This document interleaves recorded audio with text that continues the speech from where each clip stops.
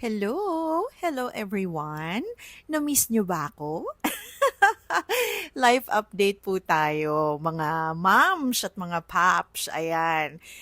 Tama ang nakikita nyo. Andito ako sa Suzuki E. Rodriguez. Pero matagal na to. Late upload kumbaga.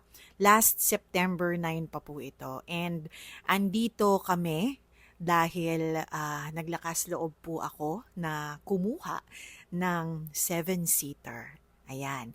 At tama po ang nakikita nyo, ang napusuan ko ay Suzuki APV. So since September 9 pa po ako kumuha, more than magto 2 months na rin sa akin yung auto. At ang kinuha kong kulay ay makikita nyo sa end ng vlog na to. Anyway, na-miss ko po kayo. So, magla-life update lang ako sa inyo. Alam ko po, ang dami ko ng utang sa inyo kasi matagal akong hindi nakapag-update. Pero, well, I would like to think na magiging active na ulit ako kasi meron akong bagong pinagkakabisihan ngayon. At sa susunod kong vlog, mag-share ako kung bakit kinuha ko ito, kung bakit napusuan ko to. So, ayan na nga, nagpipirmahan na kami dito ng aking pag-utang. Yun lang naman ang tamang term nito. Pero bago ko po ito ginawa, pinag-isipan ko itong mabuti at niready ko na ang sarili ko sa kung paano ko siya mababayaran at kung paano paraan ang mga bagay na gagawin ko. Tama ba? Paraan. Anong mga bagay ang pwede kong gawin para mabayaran ko po siya. At ano ang magiging purpose niya sa buhay namin? So, ayan. So far, okay naman. Actually, pumunta muna kami sa ibang kasa. Medyo hindi lang ako naasikaso nung kung kanino ako nag-inquire. So, pumunta ako ng ibang kasa ulit. Nag-inquire ako sa Facebook lang. Kasi hindi actually talaga ito ang unang naisip namin na kunin. Alam nyo naman maraming nag-offer ng no down payment. Pero ito, napunta pa rin kami sa may down payment. Kaya lang very, very um, manageable yung down payment nito and medyo manageable din naman yung monthly niya. So, yun, we're all praying na sana mabayaran namin ito ng monthly. Naglakas loob ako kasi tapos na yung mga anak ko nakapagpatapos na ako ng dalawa. Meron naman akong very reliable na espresso na pang-araw-araw ko.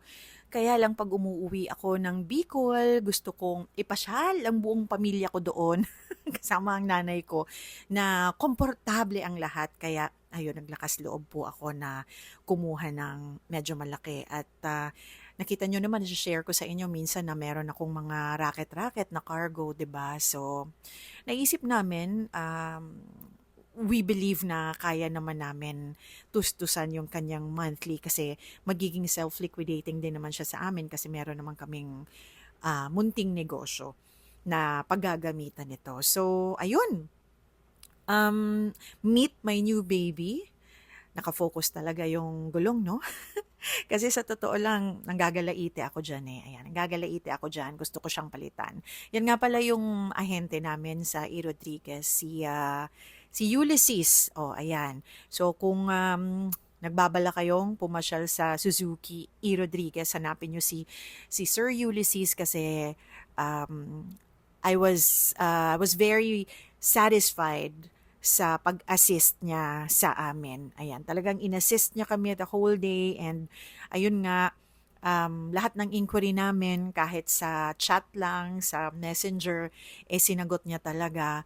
So, yun, I'm very happy sa negotiations namin at sa freebies din na binigay niya at sa discount na binigay niya, lalong-lalo na sa down payment namin. So, yun lang. Um, Matagal na to sa sa inbox ko, sa drafts kumbaga. Hindi ko nga lang mai-upload pa because I've been really busy with life. Pero ngayon, medyo mag-update na uli tayo sa inyo kasi na-miss ko kayo at na-miss kong gawin to.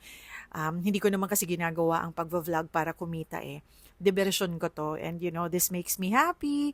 Yung magtatatalak dito, mag-entertain sa inyo and I've been thinking of hindi lang mag-vlog ng tungkol sa auto no at magbigay din sa inyo ng life updates tulad ng ginawa ko ngayon. At syempre, hindi lang yan. I would like to share more of myself and the things that I'm into sa pag-vlog kong ito. So, ayun lang.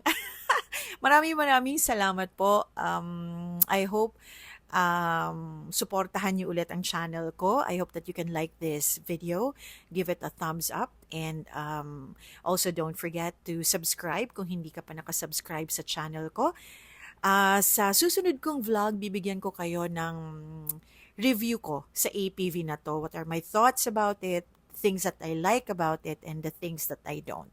So thank you for watching and for listening.